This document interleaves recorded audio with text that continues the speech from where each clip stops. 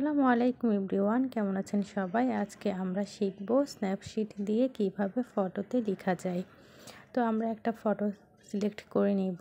তারপরে ফটোটার চাইলে কালার আপনি যে কোনোটা দিতে পারেন। আমি এখানে কয়েকটা কালার দেখিয়ে দিচ্ছি আপনাদেরকে।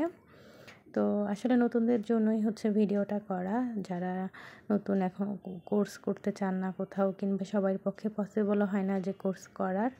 তো আমি তাদের জন্যই চিন্তা করলাম যে একটু শেখাই, আমি যতটুকু জানি। তো আমি বিভিন্ন শেপ নিয়ে নিলাম, যার যেটা পছন্দ আপনারা নিয়ে নেবেন এখান থেকে। তো এখানে গিয়ে আপনারা লিখতে পারেন, ডাবল ক্লিক করলে কিন্তু এখানে যে ইংলিশ লেখাটা থাকবে আগে থেকে দেওয়া, ওটা চলে যাবে। তারপর আমরা পছন্দ অনুযায়ী শেপ নিই। এখানে আমরা যে কোনো একটা লেখা লিখে নিব।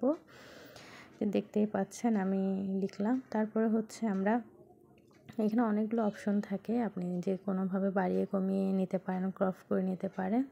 এরপর আমরা ফটোটা সেভ করে নিব। তো ভিডিওটা ভালো লাগলে অবশ্যই শেয়ার করে দিবেন, যেন অন্যদেরও উপকারে আসতে পারে। আল্লাহ হাফেজ।